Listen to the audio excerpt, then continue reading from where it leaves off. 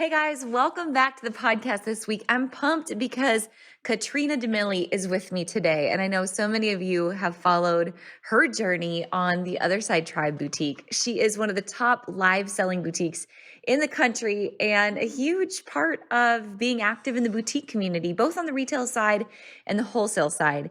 I've run into Katrina so many times in person in the last year, and our conversations have been so insightful. And I would say, deeply personal on the sense that she is constantly evolving. She is reinventing herself. She is seeking answers to deep questions, and she is looking for ways to collaborate and create community over competition in her own community. I'm pumped. I think you guys are going to love this episode for a number of reasons besides our talk about the Jersey Shore. But get ready to meet my friend, Katrina. I think you're going to love it, from the Other Side Tribe.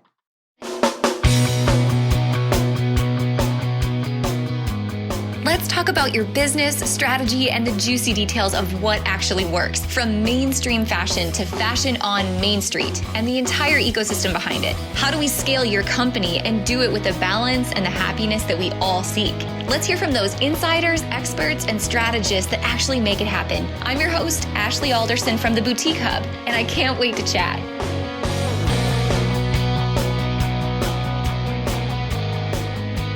Hey guys, welcome back to the podcast this week. I'm so pumped. We are going to have a huge conversation today around live selling. So buckle your seatbelts, you guys. Katrina, I'm so pumped that you're here. We have had the opportunity to run into each other a number of times at market, and you've been in the hub for quite some time. So it's so nice to get to have this conversation with you today. Yes, thank you. I'm so happy to be here with you guys. You have such a unique perspective on this industry, and I cannot wait, because I think anymore, like when people used to think about boutiques, we thought about a brick and mortar boutique, right? Like that was your mom's boutique. And then with the invention of social media and how e-commerce evolved, and then through MLM companies, how it evolved even further. Today, there is no just like one right way to do things. There's so many variations, which I just think is so beautiful in this industry.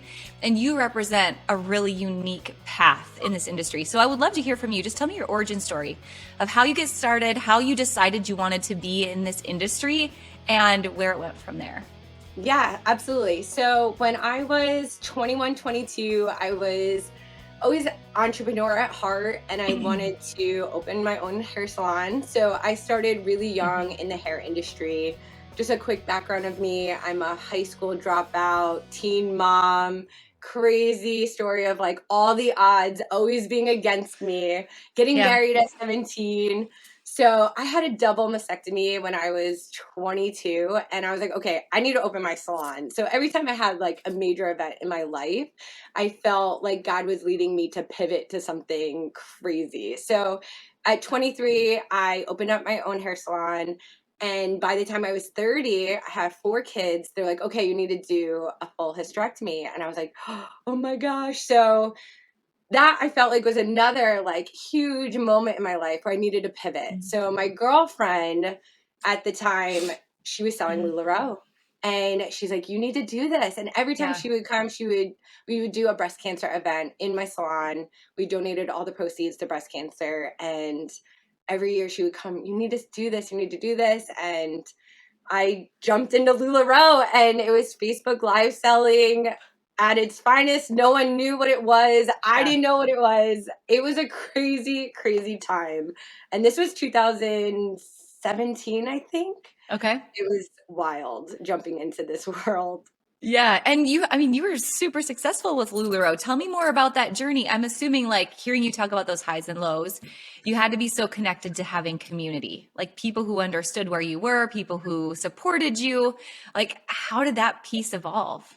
So in LuLaRoe, I was never a mentor, a coach, anything like that. So for me, all I knew really was to sell. So in the hair world, you have to build your book, build your following. So in LuLaRoe, I kind of transferred over that same mentality. I was like, if I'm standing behind the chair doing hair 9 to 9, there's no reason why I can't stand behind the camera and try on clothes. It was crazy mindset, and the community behind it was wild too, because as I quickly grew, in LuLaRoe, for me to do hair and bring in an income for me to do a live sale, I would bring in the same amount of money in an hour.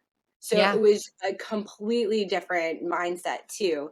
And learning in LuLaRoe, there was 5 others that were 15 minutes or 15 miles away from me doing all over $100,000 in LuLaRoe a month. Yeah. It was crazy. It was crazy. So with community over competition, like it wasn't really a thing, I felt, in our world and our team. Yeah. So were you guys, because I want to talk about that in a minute, but Yeah. did you guys like, you all first met each other in LuLaRoe before the boutiques became a thing? Oh, 100%. Yes. Because Yes. LuLaRoe had events. They had events, kind of like Market, Yep. and just being able to know that like your boutique, your community, Mm-hmm. your group is something completely different than the other girls. And they're like, we could all sell the same thing and maybe some would sell, maybe some wouldn't. And it's just really every group is different and unique to fitting your style, I feel. Yeah. Yeah. So when you decided to leave LuLaRoe, I know we were one of the first to Yes. leave. And I'm just curious, like at that time, what was it like leaving and going out on your own? And you decided to start a boutique like right away, didn't you, after that decision was I made? did.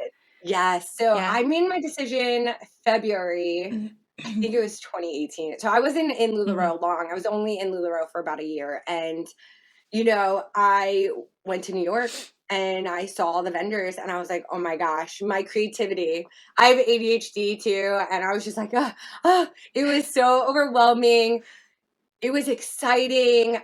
But, it was nerve wracking because leaving LuLaRoe, they provided you the business Uh-huh. plan essentially. They provided you the inventory. You knew, even though you didn't know your prints, but you knew essentially, I felt like you knew what you had to do. Yeah. Going into the boutique world, very overwhelming. My ADHD, sometimes right now, I'm even in a buyer's block. Like, I don't know what to do. I'm in between seasons. I'm not sure what I should buy. I don't know if they're going to like it or not, versus just getting a box and opening it live and being surprised. And, I felt like it was more controlled in a sense where Mm-hmm. now anything goes. It's like, I don't know what to do. It's very overwhelming. Yeah. How did you start to put the pieces together? Like when you first started to build a boutique, I mean, did you just bring over some of the same principles from LuLaRoe, but all of a sudden you had to figure out how to buy? What was that first experience like for you? How did you start to get some traction when you went on your own for the first time? It was actually quite difficult trying to explain to vendors and brands that I do Facebook Live. I didn't have a Yeah. storefront at the time.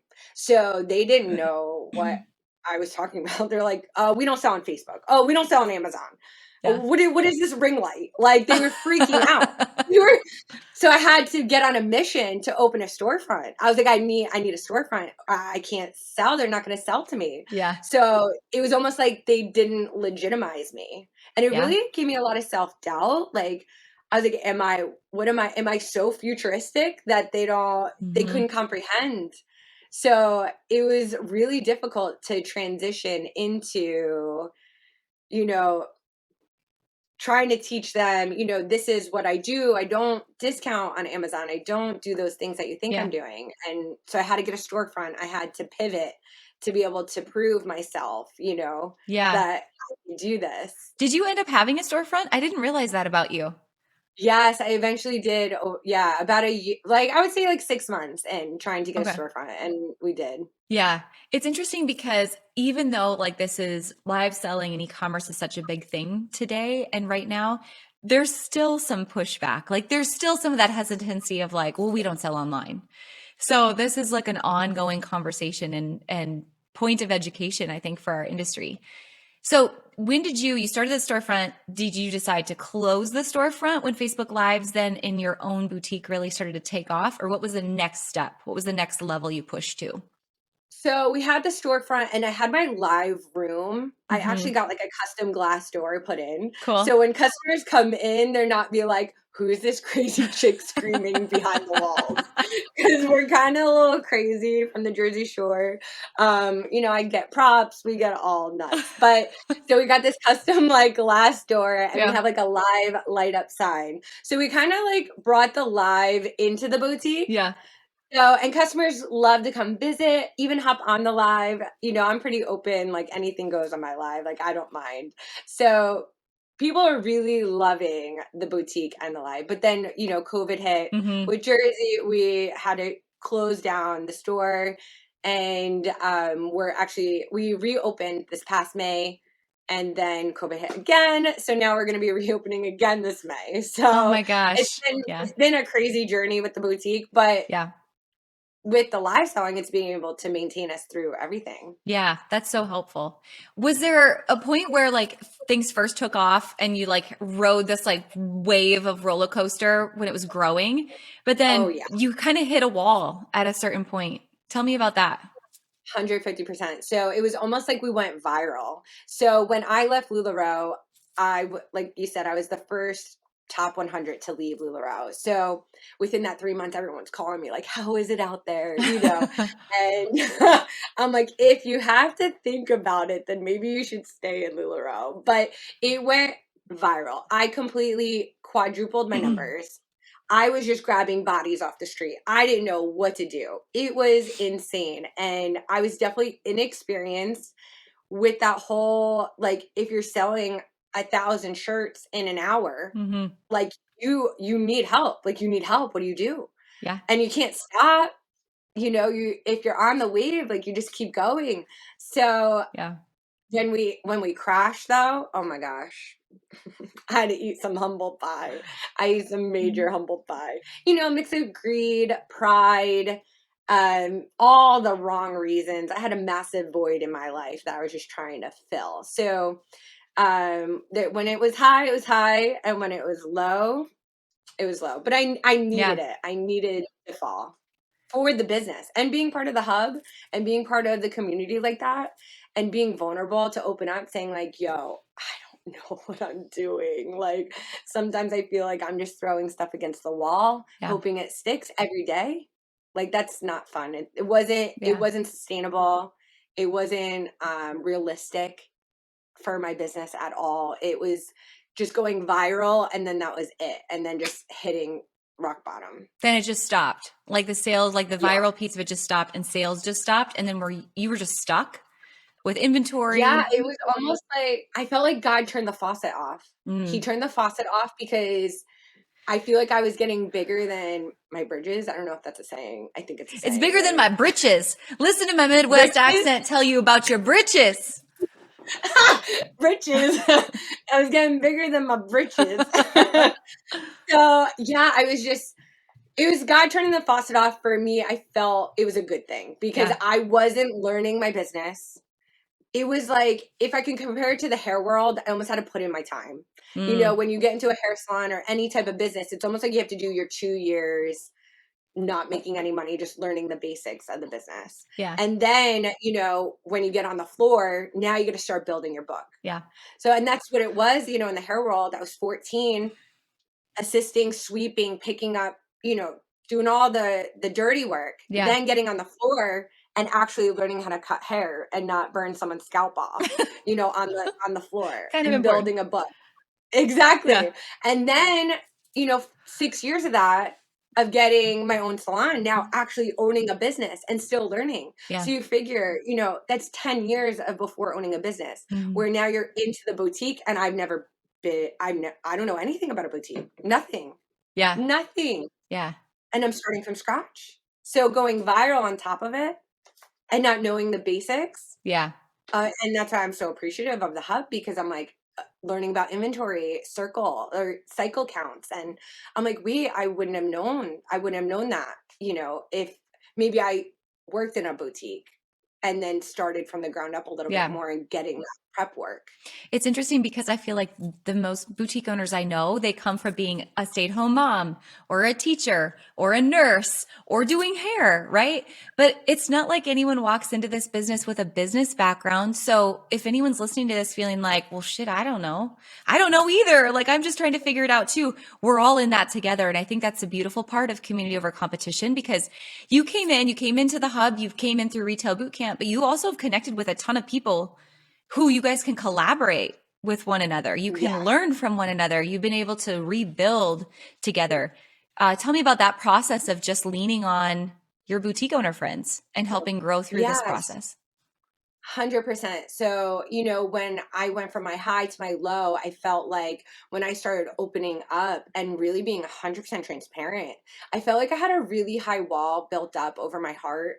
And I was really scared to open up and like say, I don't know. I think a lot of people are really scared and have it guarded that people are going to judge, or, maybe we just get jaded in the business of life and getting burned. Like, Yeah. I don't want to get hurt. Yeah. So, I just let it all go. I just gave it to God, and I was like, you know what? I'm just gonna have Him protect me. If someone's gonna try to hurt me, like, okay, like I already been on the lowest of low. I've made a ton of money, and I've been at the lowest low. So I was completely transparent of my failures, and I felt like also I had to make my apologies and make my rounds and try to make my past right, my past wrongs right. So, opening up and being 100% transparent has brought me the bestest of friends like ever this past 2 years. Yeah.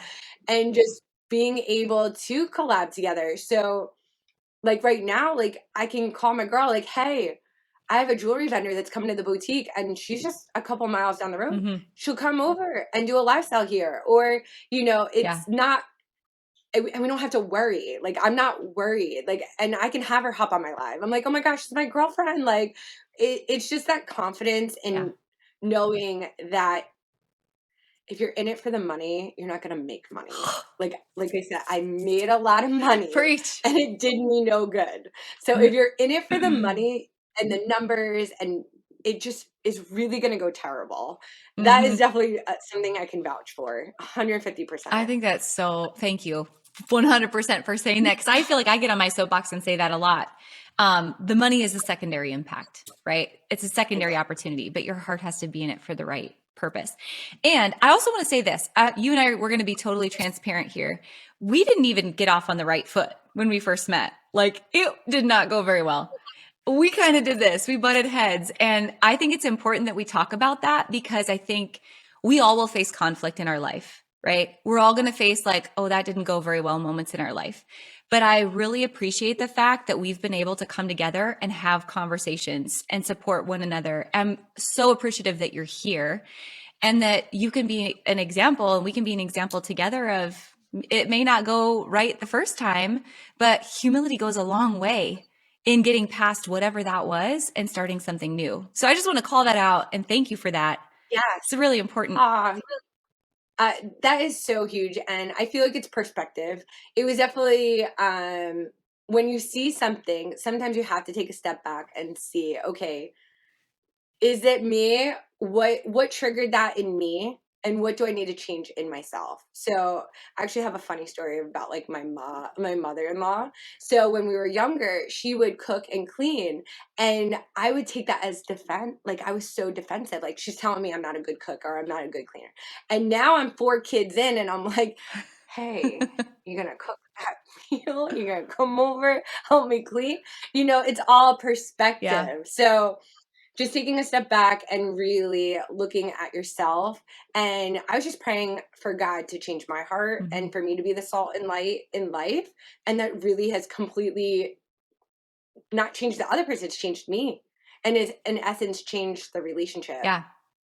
And you know what? Let's just take that one level deeper, because that salt and light and just like changing our hearts before we could ever change anyone else's. Like, to me, that's true in marriage. That's true as a parent. Like, it's so easy to project what we see is wrong in the world on somebody else. Like, it must be their fault. Like, they're an a-hole, they're a bad person. But really the question is, what do I need to do differently? And all of us are called to do that, to like humbly ask ourselves that question. So yeah, dynamite. Yeah, not just taking feelings on surface level. Yeah. And that was like a big aha to me. I was like, wait, maybe it's not really that person doing it, but really, why did that bother me? Like, why did that trigger me? Like, digging deeper into just the surface level feelings and really getting to the root of the problem, because nothing's going to be solved. Yeah, that's so good. So you have this group of friends. Let's go back to the Jersey Shore. You truly have the Jersey Shore. Like, next door. And you have like your, what do you call, like, it's not your posse. Like, what's your Jersey Shore? What is your group called? Like, where's Snooki? What's going on? I'm not sure. I know we definitely don't pump gas, but we do pump our fists. I've only pumped gas once and it was terrible. I didn't know what I was doing. I was looking for the hole and I had to go inside and like ask for, I don't even know. It was crazy. It was absolutely berserk. I normally just roll down the window and say, fill it regular or fill it premium. Like that, I don't know what I'm doing. So But funny. I guess posse. I'm not sure. Okay. Well, you get your posse. Girl gang. Your girl gang. So tell me about who is in your community, because I think this is fascinating. Tell me about who's in your community with you, how you've met and collaborated, and what that looks like in terms of community over competition. Just like you said, going live together, but go deeper on who's there, how you work together, and what that means to be in community with one another. So yeah, absolutely. I mean, there's definitely my girl April, like she's amazing. I grew up with her. Her mom and my mom were best friends, and so we've always connected. So when I was invited out to the big leagues in California a couple months ago, she texted me, she's like, "Should I go?" I said, "Yeah, get here." And she flew on a plane, like literally that day, and Yeah. we eventually flew home together, and just being together, Yeah. like she's like, "Okay, you got to hit up this vendor," and I'm like, "Okay, you got to hit up that vendor," and just working together. And we're literally like miles apart. So my girl April is amazing. Love her. She's so great. Then I have my other girlfriend, Rachel. She's like New York, New Jersey. And we connected this year too on a whole nother level. And we're always like, do you want to do a boutique takeover? What do you got left over? I'll take that, send that. So that's working out well too, because if they're stuck, like working together can really help unify and grow each other. Yeah. And the customers see that too. Like they could sense that. Mm-hmm. So I also have Renee, Amanda, they're literally like a skip a town next door, like really next door. And I'll text them, "Hey, I got jewelry here. You want to come see?" Or, if we're at market, just working really like honestly together. It's really insane to think about how close we all are. Yeah. And speaking of frenemies, so it's funny because her name's Pam and we actually connected. It was my first time meeting her in Dallas. We were in the one showroom and I was like, I think that's her.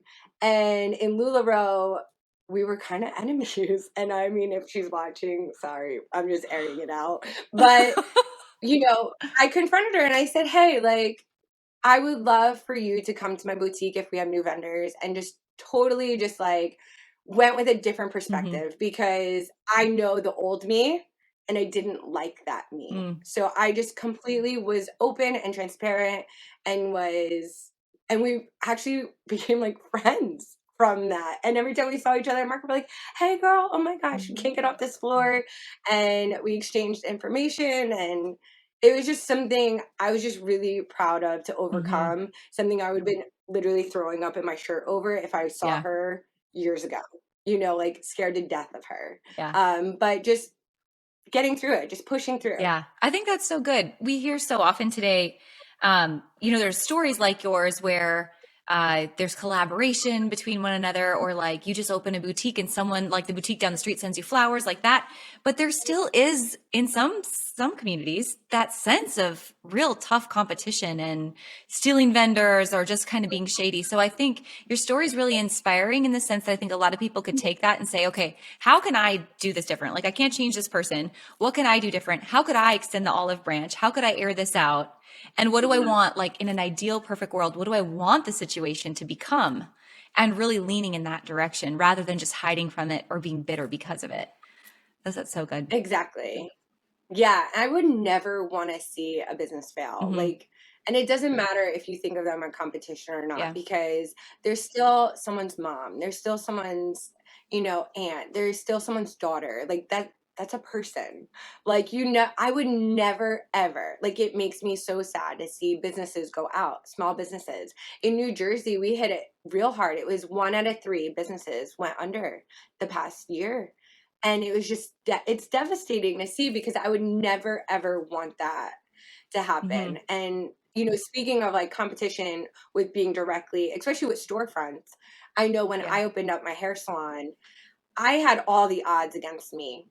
Seriously, I had family members trying to like really shut me down. And when I opened up my hair salon, within that year, a Great Clips opened up right across the Mm. street. And I had a family member call me, congratulate me for going out of business, because the Great Clips opened up across the street from me.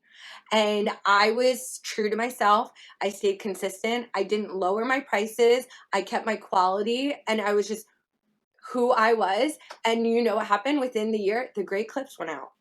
I was shocked. Yeah.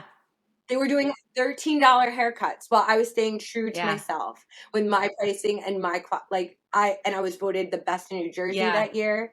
I was featured in magazines. So like just staying true to who you are and just being Yeah. confident and knowing that the only competition should be yourself, and that's just trying to be a better person every Yeah. day. Just looking at what can I do better in my life today than I did I love yesterday. that. And that's Yeah. really like that's the core value of just being a human, being life, being in business, being in everything, being a mom, being a Mhm. wife, being a sister. It's how can I be the better person I was than I was Yeah. yesterday? That's so good. That's so true. And I think the boutique industry needs to hear your very specific salon and Great Clips example, because it's so easy to get like, we need the blinders on, right? But we still feel like we're always fighting against Amazon and Walmart and Big Box and Shein and all of that. But price isn't like, cheap ain't loyal. Doesn't matter what price someone else is charging. What value are you giving? And just like you said, how are you being truly authentic to who you are today?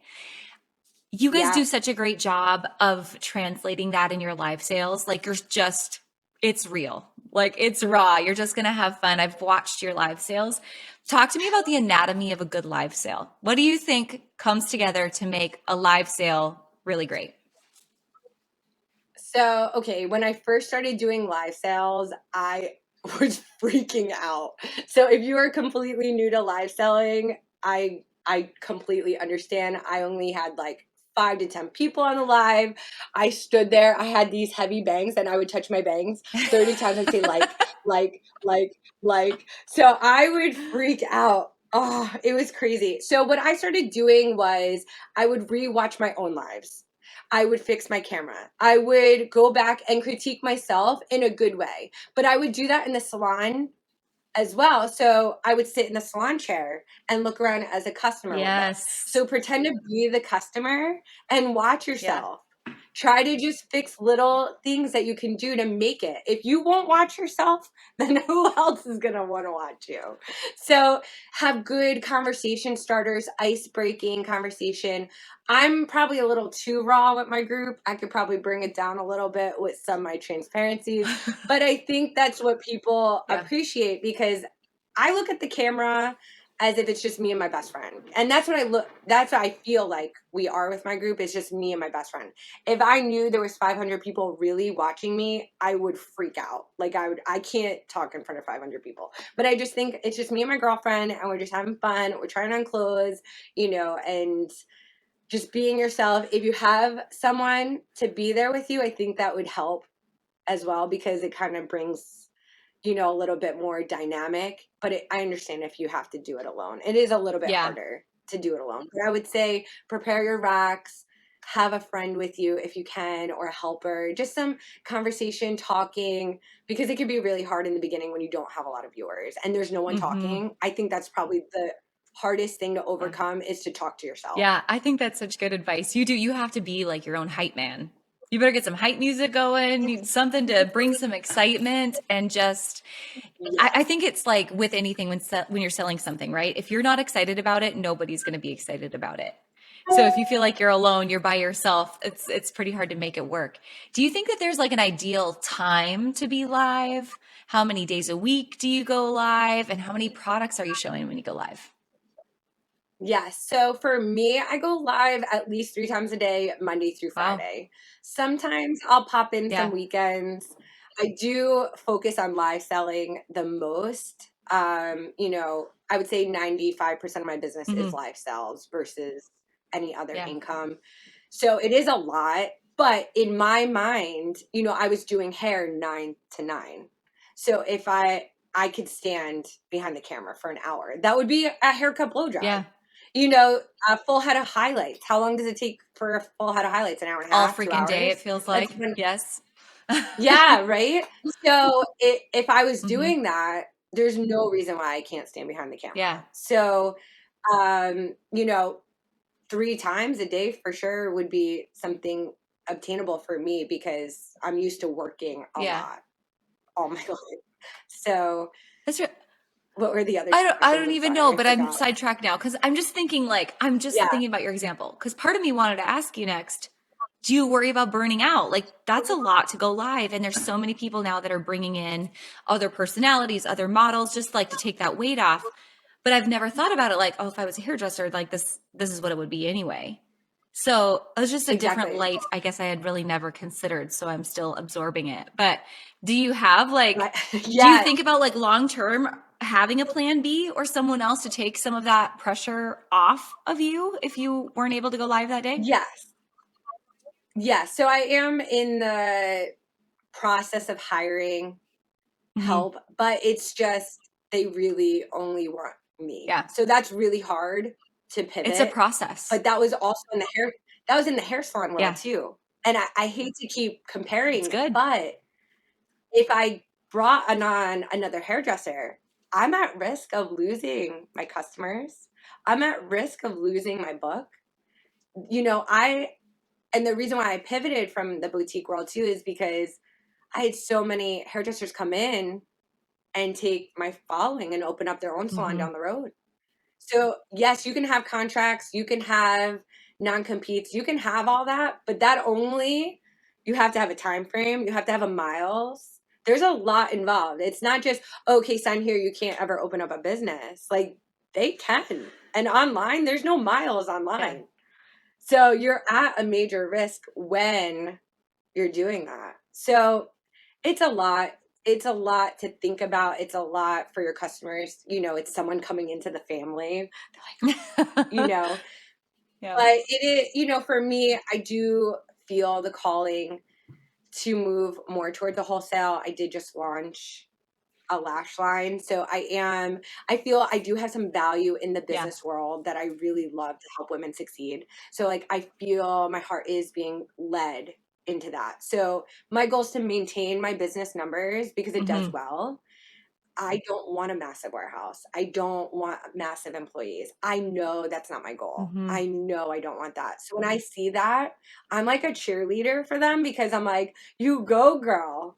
That's not for me. Yeah. Like, I know I don't want that. But I'm like super excited for them to see that growth and that, you know, explosion. I'm not jealous in any way because I know what amount of money, time, I mean, the sacrifice that is a major sacrifice. I'm not willing to sell, I feel like my Yeah. soul to that because I know I'm already sacrificing so much to maintain what I Yeah, have I now. think that's been a real motto this year. And I just had someone was live today inside of Retail Boot Camp talking about this very thing, and that bigger is not better. Better is better. Better is always better. And what makes you happy is better. How can we build something that's sustainable and that has life and can feed our family and can feed our freedom, but doesn't own us at the end of the day? So tell me more about, you have the lash line coming next. I also think like just having more than one revenue stream is so important. So often we're locked down to just having the Yes. boutique, but there's so many other opportunities to be an influencer, to have a wholesale line. How else do you see yourself diversifying so that you can have more fulfillment at the end of the day? 5 years from now. Oh my gosh. So there is, like you said, you don't want to keep all your eggs in Yeah. one basket. And I do feel like for me and my experience of just like the salon world and the boutique world, and it kind of all does go hmm together, like hair, makeup, clothes. The fashion world is all together Yeah. in one. And it has exploded to be that. So TikTok is huge right now. My goal is to be, you know, a content creator on TikTok, but also helping women to do that as well. So, you know, I don't know if there's going to be a stream of income in that, but I just know that I'm passionate hmm about it. So anything I'm passionate about, the money will flow. So I know I'm passionate. I've been wearing lashes since I was 16. When everyone told me I was crazy, what are you doing? I gotten trolled so many times on the internet about them, but I still wear them. I don't care. I'm addicted.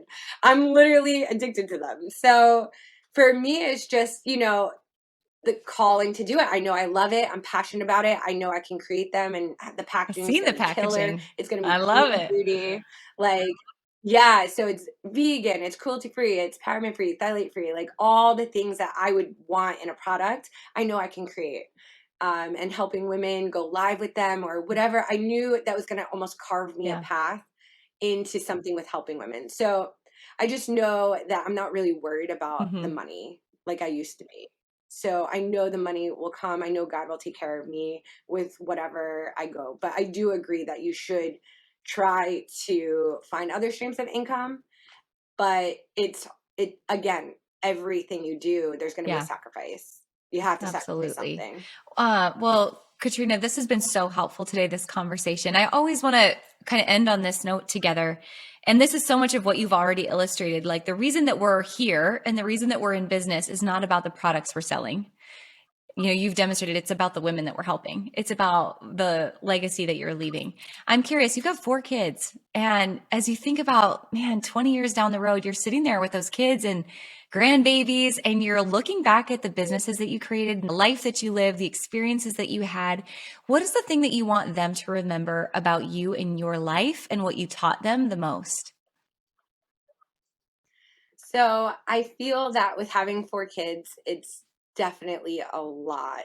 And I want them to know that money isn't what it's all about. And I know the drive. I know they're going to have the drive. I know because between me and my husband and our personalities and the endurance and the tenacity, and they're all, they all have this amazing personality and creativity.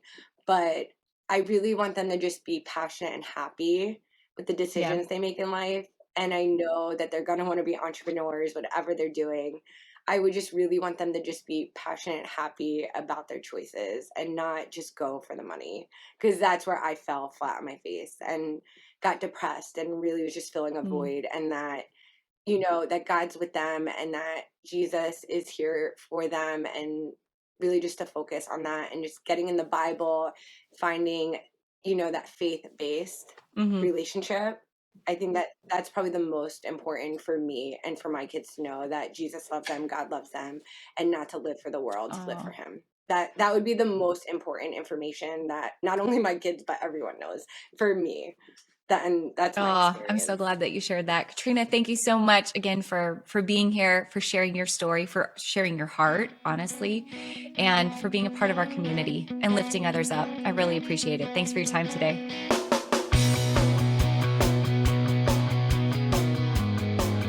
Hey guys, thank you so much for listening to this episode. We hope that you loved it. Don't forget to hit subscribe and leave a rating and review down below for a chance to be one of our featured listeners each and every week. For more information on our spirit of community over competition and how to access complete show notes and bonus downloads from our guests, head on over to theboutiquehub.com and join the community. We'll see you next week.